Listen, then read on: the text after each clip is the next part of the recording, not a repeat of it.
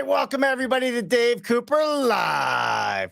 Get ready for game-changing conversation in the world of construction, or should I say precision manufacturing. Today, we are joined by Helena Lidelöw, Chief Technical Officer of Volumetric Building Companies. She's a master at balancing standardization and flexibility, harnessing the power of data systems and diverse expertise.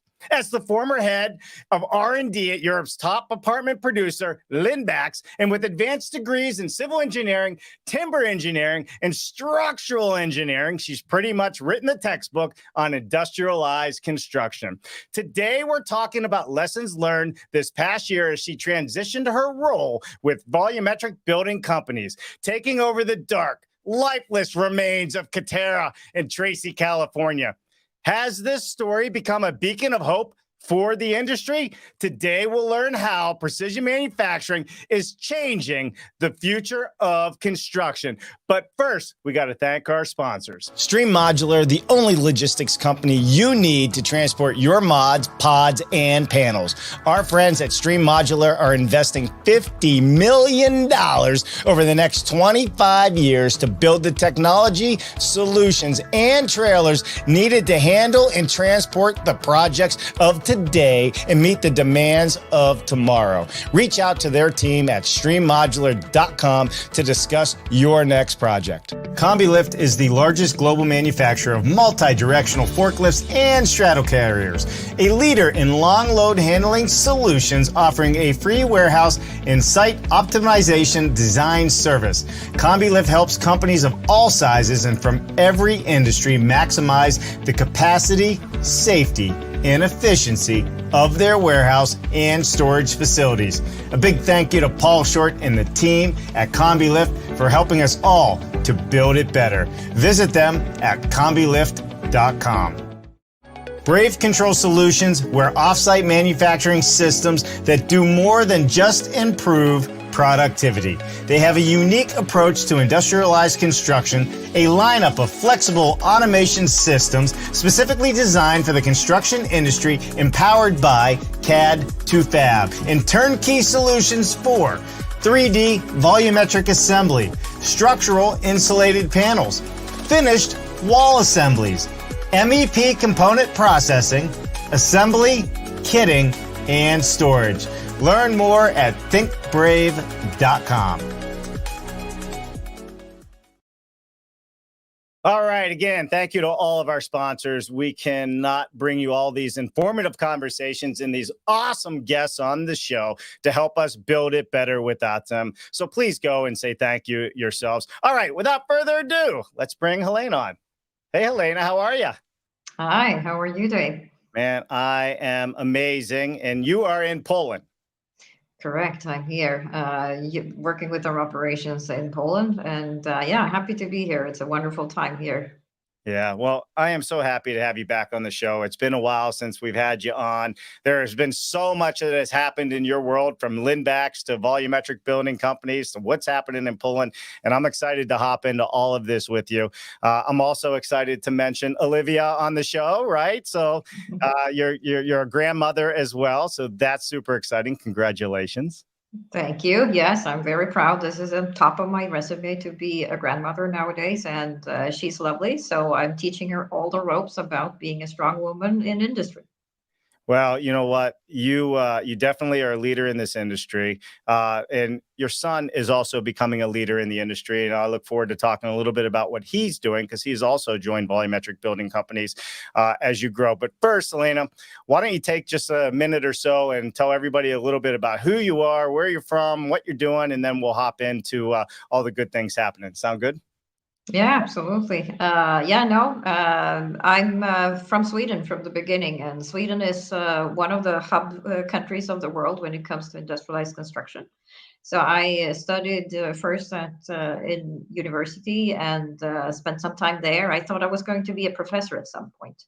And then I decided, let's check it out in industry. So I did that for 12 years. I worked at Lidelöw, which is one of the most advanced factories in Europe for industrialized construction, 3D volumetric modular in timber. And then, having the background in academia, it's always fun to see how far the wings can fly. So when the opportunity came to work for BBC, I grasped that. And for the last 1.5 years, I've been working as the CTO for volumetric building companies. And we operate three facilities. There is one on the West Coast in Tracy. There is one on the East Coast in Berwick, which is close to Philadelphia. And there is one in Poland, where I am right now. I'm sitting in Gdansk, and our facilities are actually two in Poland. One where we make the cages, it's in Gdynia, and one where we do the finishes, which is in Chojnica. So super cool. Yeah, and listen, if you're in Poland, which I know some of you are, and you'd like to meet Helena, just let me know. I'd love to connect some of you over there together. It's always good to network and meet new people in this industry and grow together.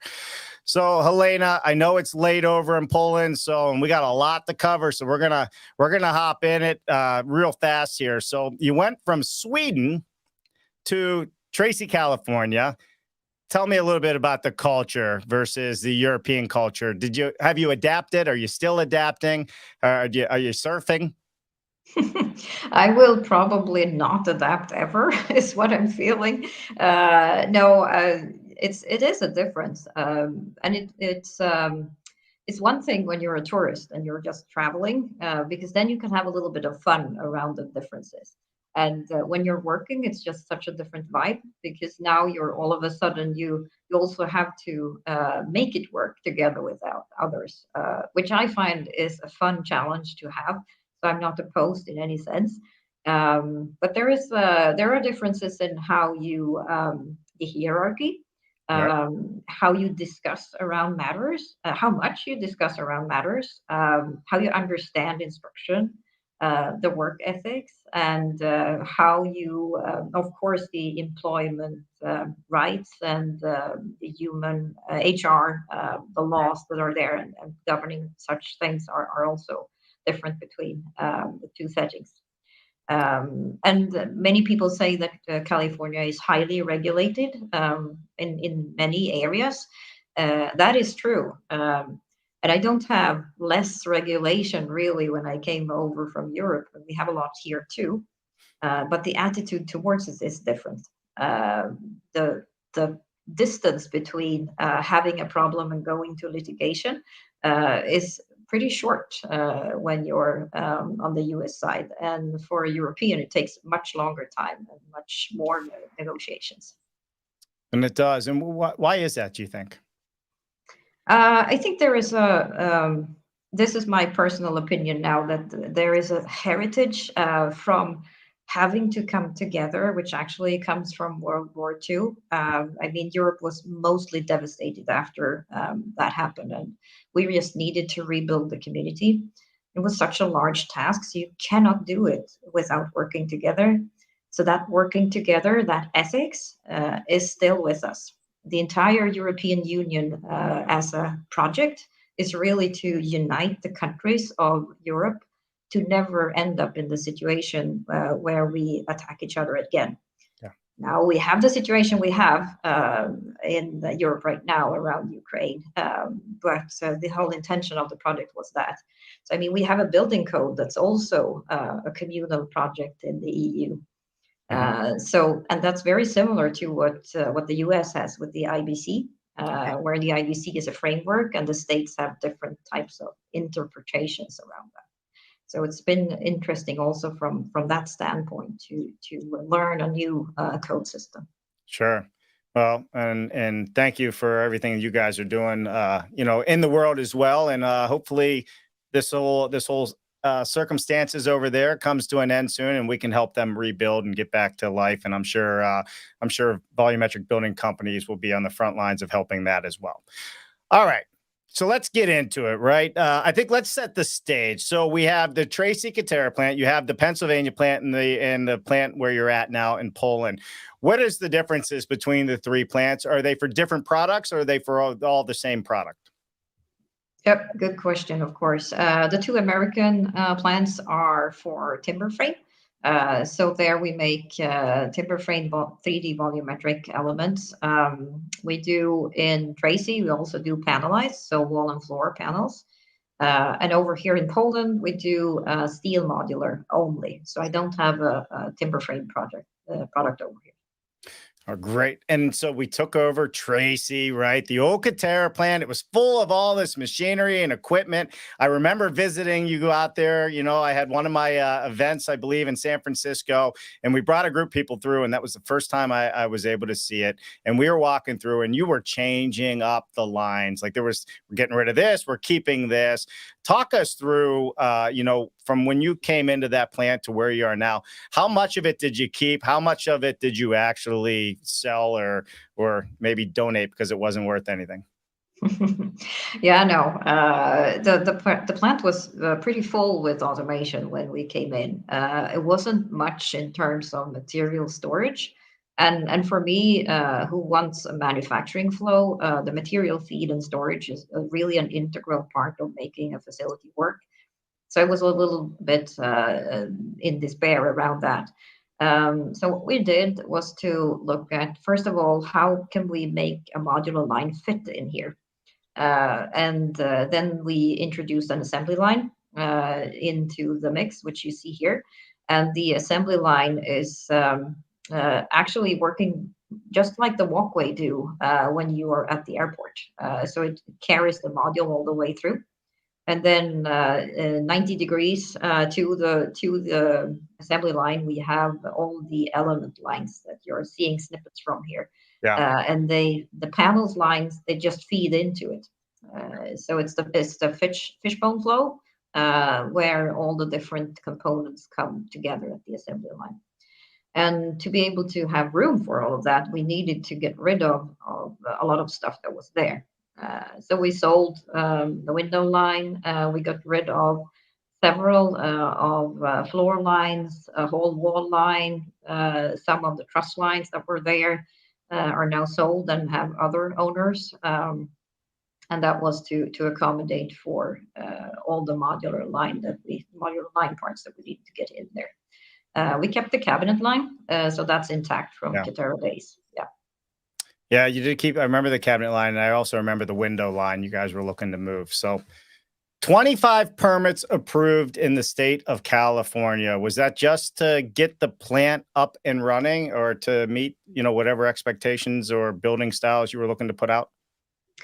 Well, the thing is that you need a lot of permissions when we're starting up operations. Not only do you need a business license, you also need to permit every time you install a new machine. You have to permit it for placement and for electrical and for bolting it down to the substrate. And it's because it's a seismic zone, of course. So that was kind of a new shock for myself because that's not something that I'm used to having to handle here on the European side. Whatever I want to install inside, of course, I need to have an engineer look at it. But for me to have the city come in and actually approve that my engineer, who is licensed, actually knows how to do his work or her work, not used to that situation. So it was kind of a new take on it for me. Yeah. Well, listen, and that's a great pro tip for all of you out there that are listening to this, right? That if you're looking at this space, you have to pay attention to a bunch of different things to include the right permits. Just don't assume you can come in and start opening up manufacturing. There's a lot behind the scenes happening. For sure. That is very true. Yeah. And your headache or my headache is around getting manufacturing up and running. And all of a sudden I'm slowed down by all this administrative jazz that needs to happen in the background. So it's a challenge. I understand why it's there to some point. Some points I do not understand actually, but that's for the future. Yeah, well, I'm sure we'd feel the same way coming to Sweden or Europe too. Like just things we're used to are different elsewhere, right? All right, balancing standardization and flexibility, right? So why don't we talk about buildings as a product? Yeah, I think that's something that we've been speaking about for the latest, I don't know, 60 years at least, building as a product. I'm kind of on the opinion myself that it's very difficult to have at least a multi-family building as a fully defined product. You will always have these site conditions that will not allow you to place that product exactly where it needs to be. So you kind of end up with a mix any way you want it. So your choices are really, do I use standardization as much as possible and then add the flexibility that's needed? Or do I go fully flexible and don't bother about standardization at all? So the game I'm playing and volumetric building companies is playing is really to infuse standardization to a degree that makes sense, and then leave flexibility for the site works and for completion works. Yeah. And this is a difficult balance to strike, because it is also a negotiation. If we were to decide ourselves, I think it would be easier. We always have to do it in cooperation with both the city and the inspectors and the developers Right. and all of that. So it's a fun challenge. Yeah, I'm sure it is a fun challenge, and I don't know if we really said it, but the focus of volumetric building companies right now, hospitality, hospitals, more commercial, residential, accurate. Absolutely accurate. We go for scale, and we define scale as multifamily and the hospitality. Those branches are kind of what we have been working through the first decade of existence. Yeah. So it just makes sense. This is what the organization knows.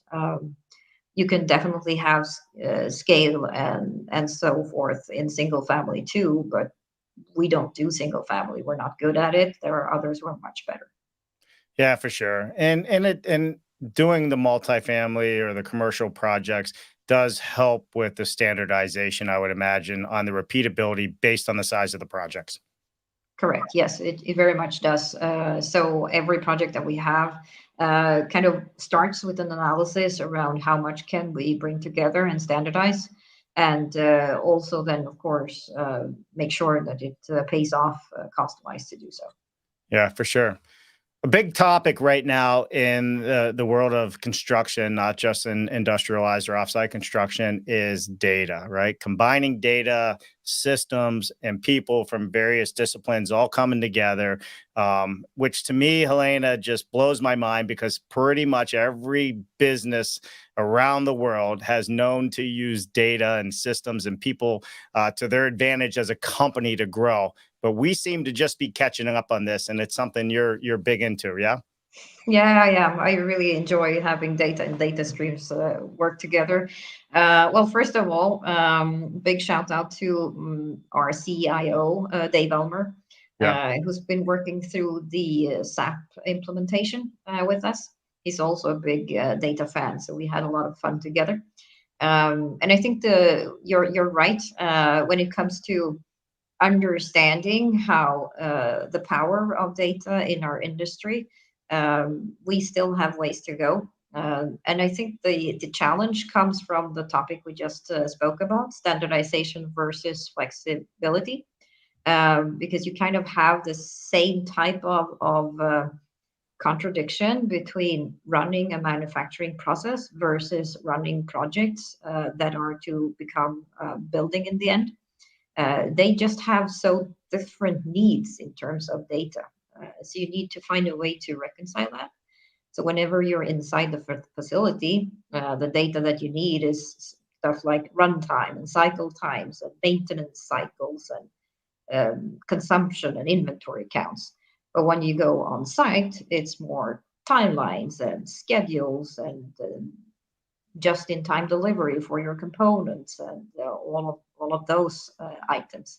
Yeah. And they are just inherently very different in nature. So we have actually worked with several data systems to make that happen.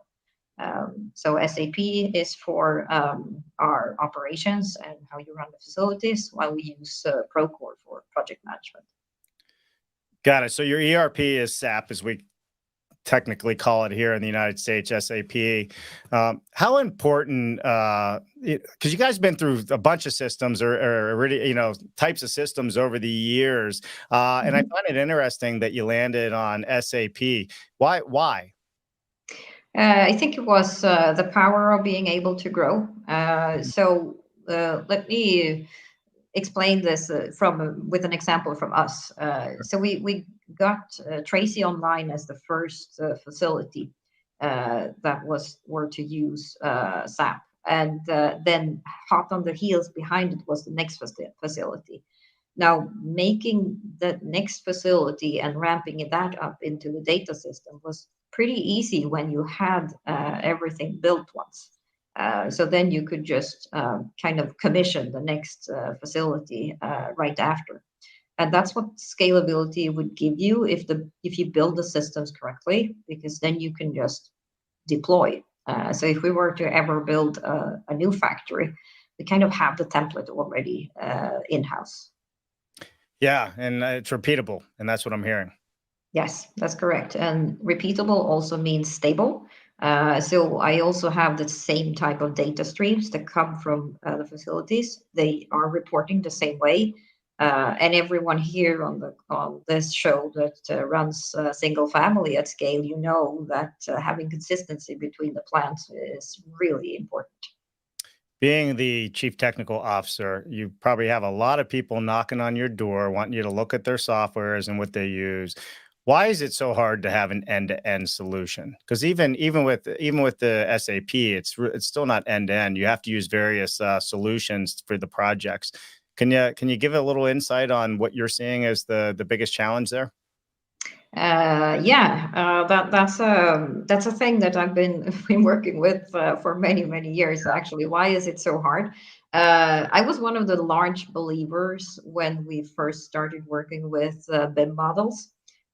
This kind of thought that, oh, all the information lives in the BIM model, and now everyone can kind of pull from that during the life of a project or even after when you go into the maintenance phase. That dream has never come true, really. It still remains a dream, and the reason for it, I believe, is the difference in units, how you look at it. What are you measuring in all the different phases? So when you're working in design, it's super important that your model is coordinated, everything fits together, but you don't care about the order in which it's supposed to be built or how it's going to be shipped. That's something that comes later in the manufacturing stage. And now, when you come in manufacturing, everything is about schedule, time, getting it stuff in the correct sequence. Otherwise, you can't ship to site. So now all of a sudden you're less concerned about how stuff goes together because now it's broken apart. So then you're in a different unit of measure during manufacturing. And now when you come to site, you kind of build it back together. So you do now what your virtual model, your BIM model, how it was modeled from the beginning. But now you have to take into account that it actually has to be built from the ground up and also coordinated with all the systems that's in it. So all the HVAC and plumbing and whatnot now needs to come in the correct sequence, which never was a thing for any of the earlier stages, really. That's something you have to figure out on site. Yeah. And systems are supposed to support this process. So the process I just described, the three main steps here, they have systems that are developed for the three steps, but it's very difficult to combine them into one. It's just too much to handle. Integrating the shop drawings team, right? This is where your son, who was a very integral part of the design team at Lindbux Mhm. back in Sweden, um, decided to join volumetric building companies.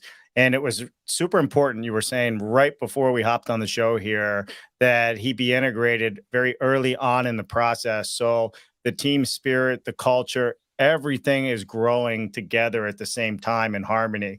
You want to elaborate on that? Yeah, I mean, apart from the fact that it's super fun to be working with my son, so thank you, Emil, for that.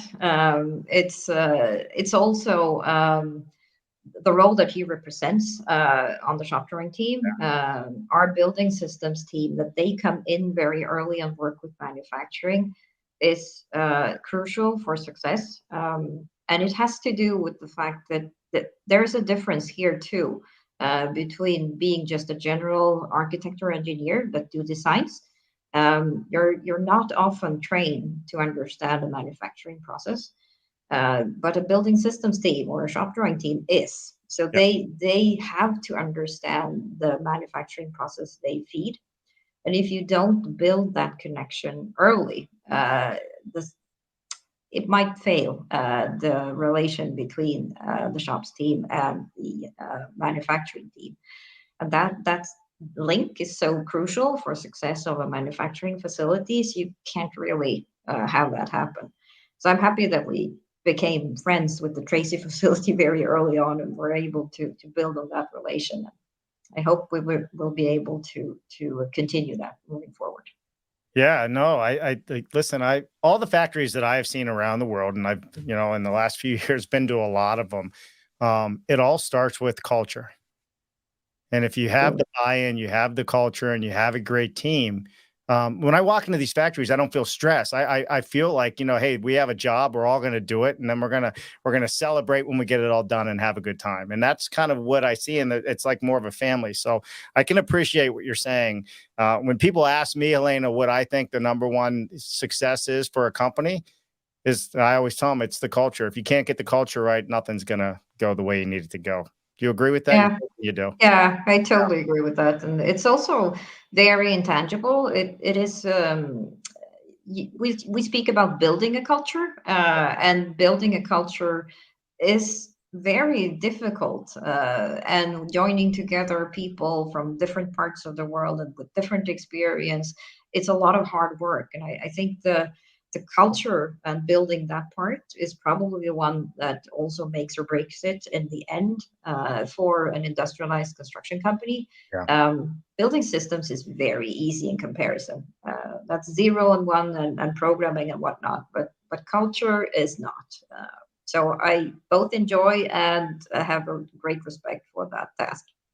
Hey, business is easy until people get involved. That's what they say. Mhm. So, design, you guys, and I don't think a lot of people out there know this, so I'm gonna put it out there. And but you picked up Integra's design team in Ireland, and I don't know how many people were over there, but from my understanding, over the years, it was a pretty large size team, and they understand precision and offsite.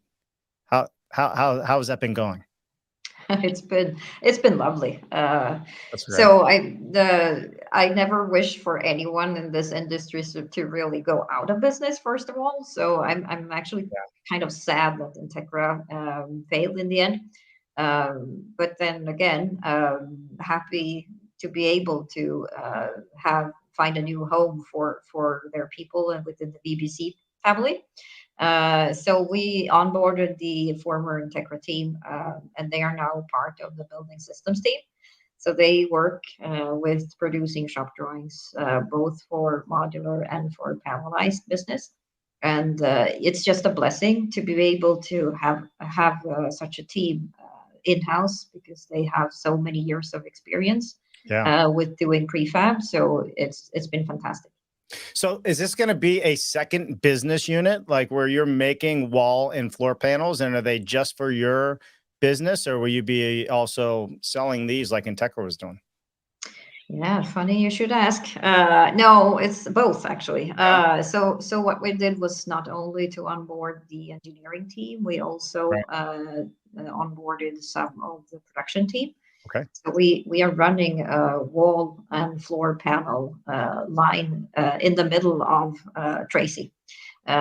So in that facility, we had space enough to integrate that business too, and it's starting out right now. So we haven't ramped up in any sense, but proud to say that we onboarded the team, got the shop drawings up and going, and started producing panels within a time frame of 2 months. So I think that kind of speaks to the strength that we have there. And it's been super exciting to get to also produce panels. And then to your second question, actually, there is a clear opportunity to integrate and do it inside projects. So you have both panels and modules in the same project, and that's going to be happening in one of the projects that are upcoming early 2024. It is music to my ears to hear that, Helena. One, it's just been so awesome watching volumetric building companies grow and the success that you're having. But two, I've been saying all along, modular manufacturers are panel builders. So why not diversify is what I've always said. And it sounds like, you're diversifying your lines a little bit here. So I don't know whether it's true or false. I don't run manufacturing. I don't run a manufacturing facility. But I've seen a few, and that's always been something in my mind to say, why not diversify if you have the teams and the capabilities to do it? Congratulations. I think that's amazing. Well, thank you. Yeah, I think it's an opportunity that's there, and also maybe extra natural for us, just because we had that separation with panel lines feeding the assembly line. Mhm. We kind of inside VBC already knew what that was, so it wasn't too far fetched to imagine that. Okay, we actually could have this as a product too. Yeah, perfect. Let's talk about some of the projects you're currently working on, and then we'll wrap up here in just another question or so and take some questions from the audience if they're out there. But, can you talk a little bit about some of the projects you're working on in wood and some of the projects maybe you're working on in steel? Yeah, I can. So from the wood projects that we're working on in Tracy, we're currently use, completing our second project. It's transitional housing, and the next project will be affordable housing. Both are in California. California, by the way, is large enough and a market for us to work out of for, I think, decades to come. Really excited about starting to work on a project that's upcoming next, which will be a full block that's going down to Los Angeles. So that will be a nice scale project for the facility to work on. Like a full city block? Mm-hmm. Yeah, Come full on, city block. that's awesome. Yeah, I love it. And if we speak about standardization and repetition, these are the types of projects we need to have. And Right. we completed such a project on the East Coast just recently, 510 Broad, which is a full block in Philadelphia. So we definitely know how to handle that size project, and super excited to be able to try it out in LA too. So for East Coast, these types of projects are not often, but it happens that we get a full size like that. But otherwise, modular. I mean, Pennsylvania is the modular hub in the US. So we have 20 plus factories in the state there. So also developers then know what modular is, which is very helpful when you're selling there. Well, when you build up that block in Los Angeles, you better get your name on a star on the sidewalk outside of it, right? Just saying. I'll vote. I'll vote for you. Okay, yeah, well, cool. Well, you know me well enough to understand that this is not something I really want. I So. know, I know. That's why I'm voting for you. I got to speak for you on occasion, I guess. You deserve it. How about that? Maybe I say it because you deserve it. Any thoughts on wood versus steel in the process from a manufacturing and obviously a technology point? Big differences? Yeah, I mean, when you're working with wood, the big advantage with wood is that it's easily workable.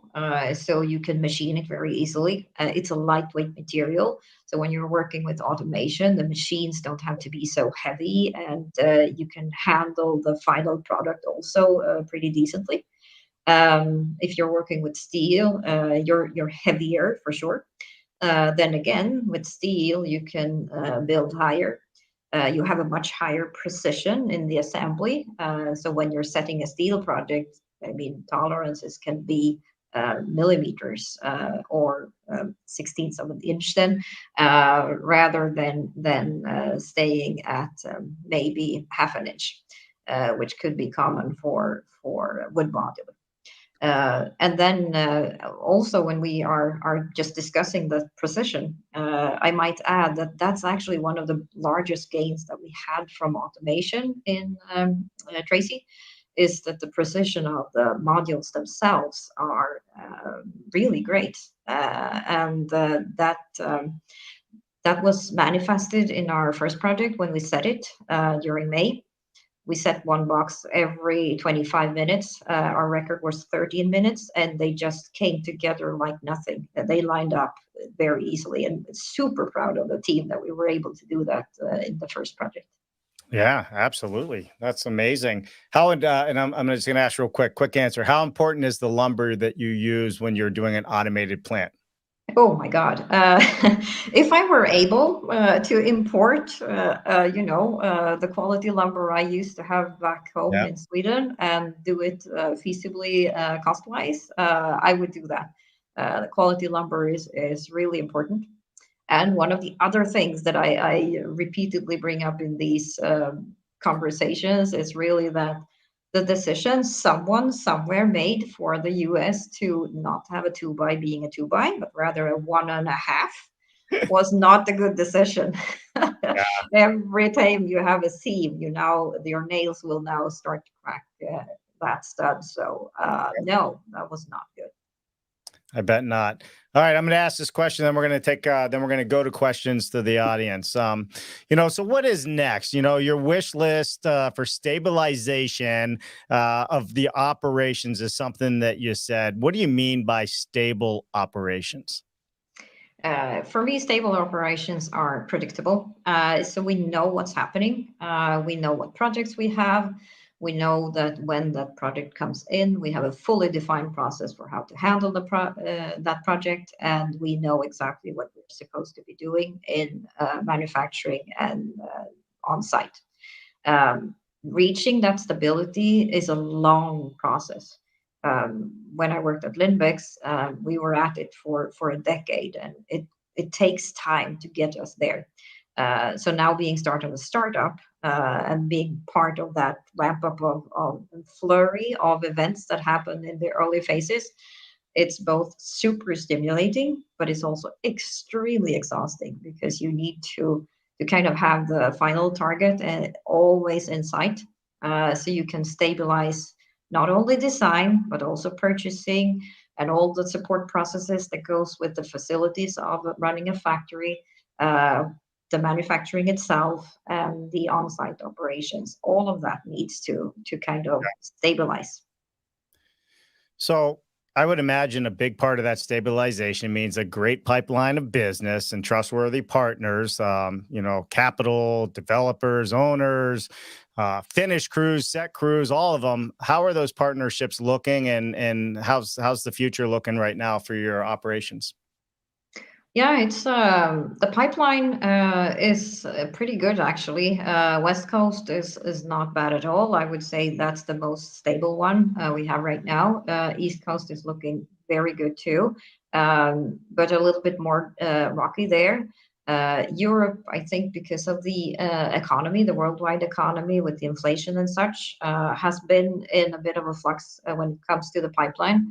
But we still have projects to work on. And since the Polish factory is actually not delivering anything to the domestic market, but rather work on the other countries that are surrounding, the market for this facility is much larger than just Poland.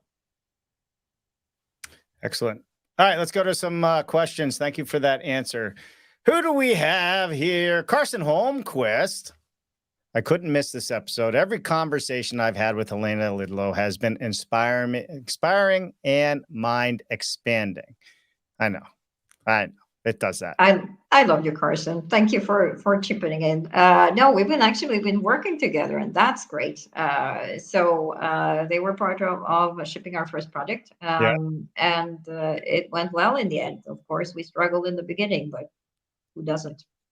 And Carson, just so everybody knows, has been a big believer in our show and what we're doing and has supported us through the years. So if you don't know Carson from Stream Logistics, I think he just got a pretty big, yes, I love Carson and recommendation because they are outstanding in what they do. So there's a little extra plug for Carson. And thank you for that, Helena. All right, Greg Ugaldi.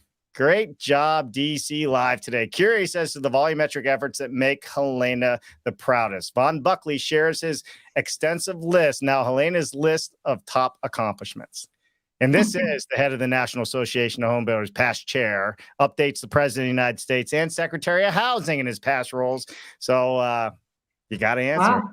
Well, thank you so much. I'm very happy to hear this. No, it's been a wonderful journey, and on a personal note, I know Vaughn from 7 years back. I think we can't really remember when we met the first time, but we always aligned on values, and when you do that, it's been a really amazing time to spend together to start building a company and scale it so heavily that we did the last years. I just hope that we are able to stabilize operations together, but I believe we will be able to, working together here as a team. And it can look as though we have accomplished much when you kind of look at what has happened the latest 18 months. But for me, who's all about, getting things up and running, I also see that there is a mountain of things to be done. So when people speak about accomplishments, I'm just like, oh, well, we haven't done that much yet. There's still ways to go. But I really appreciate the praise. So thank you. Awesome. Thanks so much, Greg, for joining us today. Always a pleasure. Henry Mickelberg's in the house. Hey, Henry. Does Helena think that the linking of a physical product that's dictated by a factory product is the blocker to the dream of a fully parametric model becoming a reality?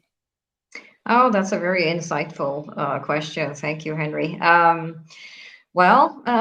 think if you're looking at a fully parametric product as the finalized building, then let's start there. If the final building is what you have as your target, I think it's difficult to be able to predefine that to its minute detail.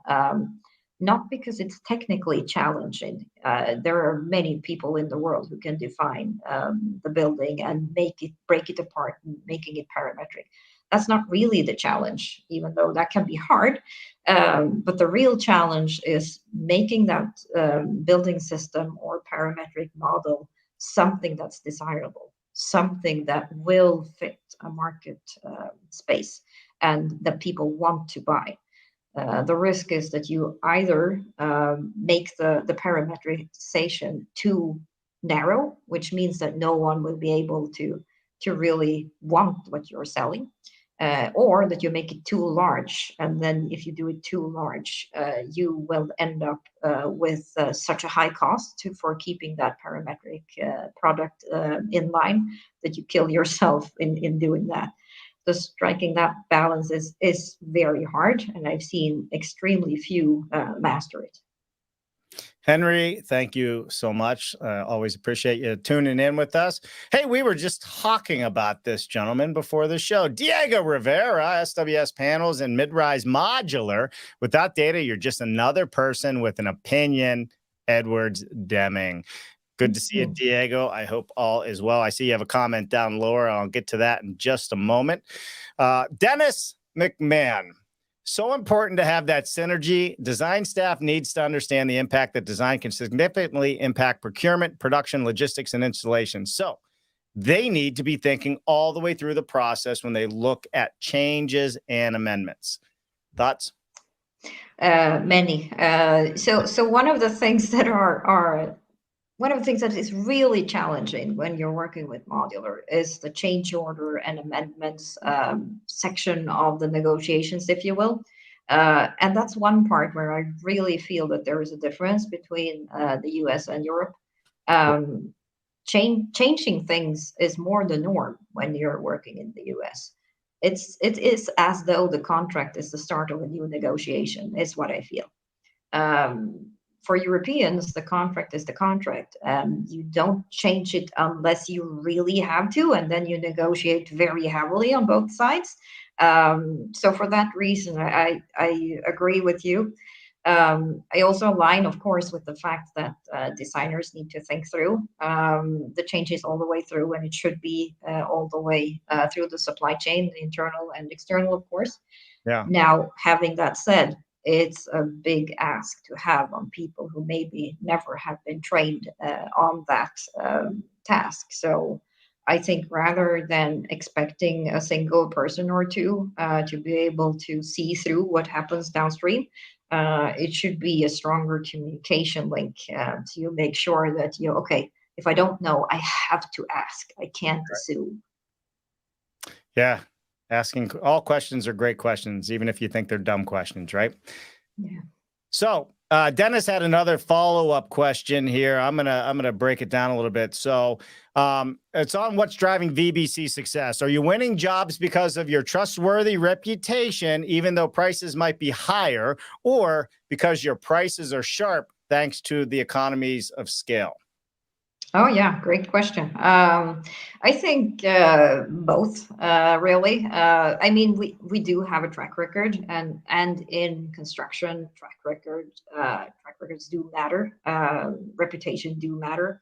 It is important to be seen as a partner that can deliver, does it on time, does it with quality. I mean, those items are important factors in winning jobs. Then, of course, as in everywhere. That has been everywhere I've been with construction. The price point is decisive.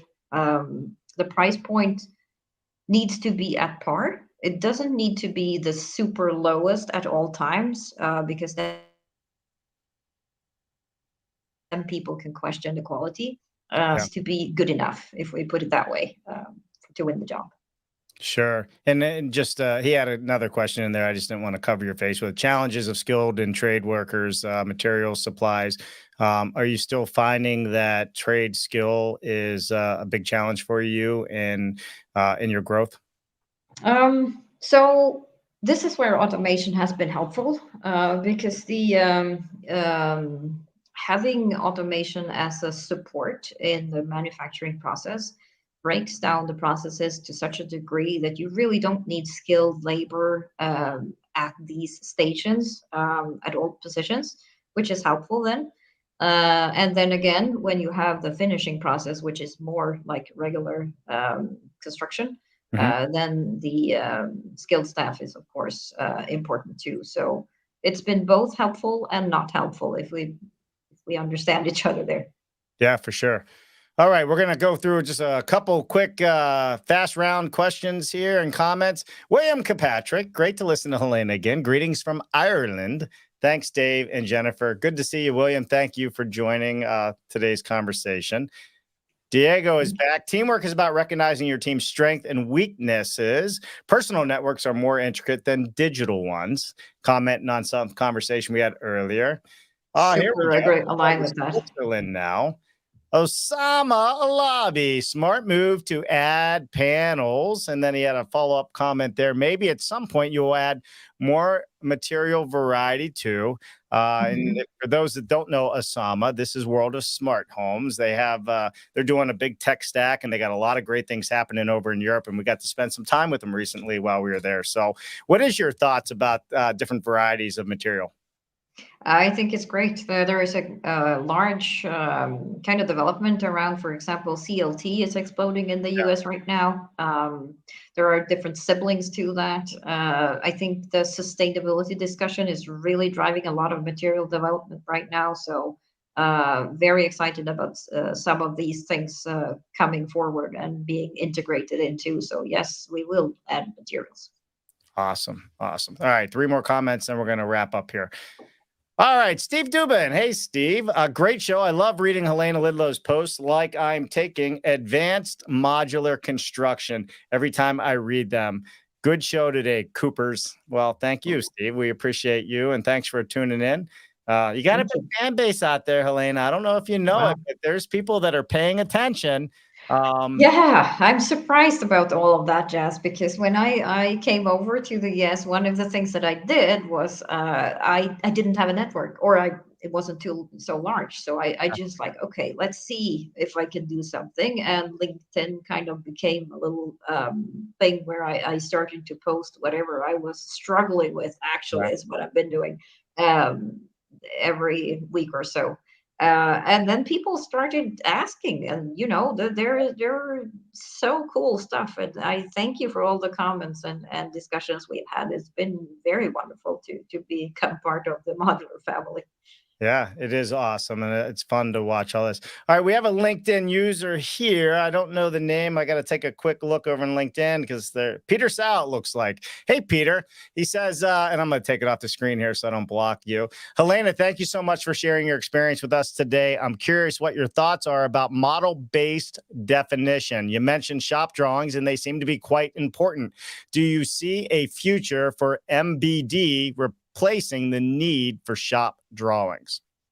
Yeah, I see where you're going, where you want maybe a virtual model to replace the shop drawings and possibly adding some nice goggles or whatnot so you can have an AI model projected.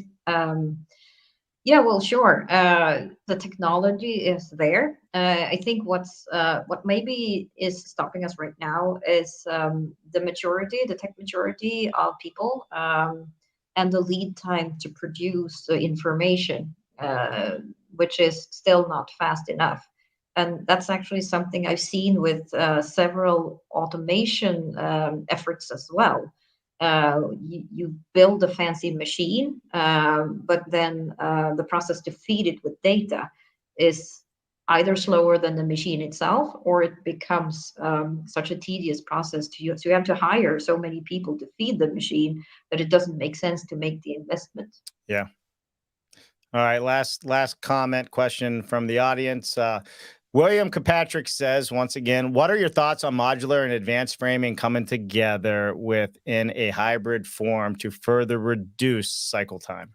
Yep. Well, thank you, William. Yes, I mean the hybrid approach is something that's mainly unexplored. I think partly because of the third-party approvals and inspection reasons. It's just more difficult in the US context to actually realize these hybrid solutions. I can see several hybrid solutions happening. The one with panels and modules you're discussing is the one that we are going to pursue, and we already have the project on the dock to do that. I can see more integration between them, where you have modules standing on the podium. That's a panelized solution, or even a CLT solution is something that we're actively looking at doing too. So it's I think that development is really starting. We haven't seen the end of that yet. Yeah, for sure. Thank you. Thank you for all the questions, everybody out there. I think this is amazing. My last question is this: there's still some negative headlines swirling out there about the UK and Europe. We were talking a little bit about it before the show. So, in the midst of the struggles, what do you see VBC, volumetric building companies, achieving once stable operations are going strong? Yeah, so let's first talk about survival, which I think is an important topic to get to that, right? I mean, several people on the show here commented on us adding a panelized business to the modular. It isn't just because it's fun; it's also a second business stream that we could balance when we are not able to deliver in one of the streams. We could do it in the other. So it's a play on longevity and survival, of course, of the business. We do the same thing here, where I'm in Poland. I have a modular factory, and as a sibling to it, I have a furniture factory. And they, of course, work together. But then the furniture factory can also go out and take jobs by itself, which it does, and then again builds the business and balances out. So over time, if we where is VBC in 5 years when we're sitting here again and I have more gray hair, then we probably will have a worldwide supply for modules that's fully fleshed out. I think many of the mega projects that we're looking at right now, happening in different parts of the world, will be an integral part of BBC's operations. Yeah. And I think the knowledge around the building codes and how to really get this process dialed in is something that we have fully integrated by that time. Thank you for that question and for that answer. Just a quick hello, Chris from YouTube. Excited to learn more about volumetric building companies. And he says senior housing be a massive beneficiary for your efforts. Thank you in advance. So that was very nice. So thank you for joining us from YouTube. Thank you. All right, that's it, folks. That's what we have for today. Helena, is there anything that I left out? Is there anything that you want to make sure everybody knows outside of Olivia and then obviously being a grandmom? Is there anything that you'd like to share before we wrap up? I think I had a great deal of fun transitioning to the US because it's been teaching me a lot about how different cultures come together. And that a uniting force is actually how we're doing modular. I could take most of my experience and just apply it right off the bat. So anyone who's interested in doing maybe transversing the Atlantic from the other part and work in Europe, why the heck not? You should know that there are other people who actually know this stuff and would appreciate the input. So I think, spread the word and make it happen is what I want to say. Yeah. And I'm going to be at the International Wood-Based Conference this week in Washington, D.C. And I believe I saw that VBC is one of the main sponsors this year. So thank you for the support there. I'm sure Archmon's very happy for the support as well. And a lot of people don't know this, but I've been putting it out there, Helena. I have a special offer, $200 off the International Wood-Based Conference. That's $200 off. You're not finding that anywhere else. Everybody else is $100. Dave Cooper Live, we got $200. So Jen will put it up there, but it's $200 off, just like it says, 200. What is it? 200 OFFIWBC. Check it out. It's right there. There you go. Jen's putting it down below. Helena, thank you so much for joining us today. You're so welcome. It was a pleasure being here. And thank you for a great show that you're hosting and keeping alive. I really appreciate the effort. Yeah, well, we appreciate all of you and couldn't do it without you or our sponsors. So again, thanks everybody out there. All right, Helena, don't go anywhere.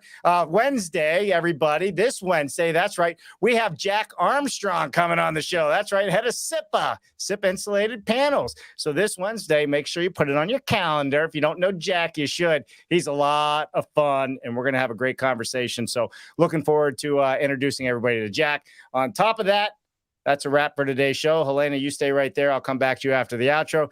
The rest of you, listen, it's Monday. You got 4.5 days to build it better. Get out there. Let's do it. Let's have fun. Let's change what we do. Start looking at the data. Right, Helena? Mm-hmm. Data. Yeah, go for it. Just do it. We'll see everybody. Bye now. Thanks for watching. What an amazing show. Thank you to all of our sponsors for helping us to continue to bring all of these innovative conversations to all of you out there. Please visit them, see what they have to offer you. And as always, subscribe to the YouTube channel and ring that bell. It would mean the world to us. I'm Dave Cooper. Thanks for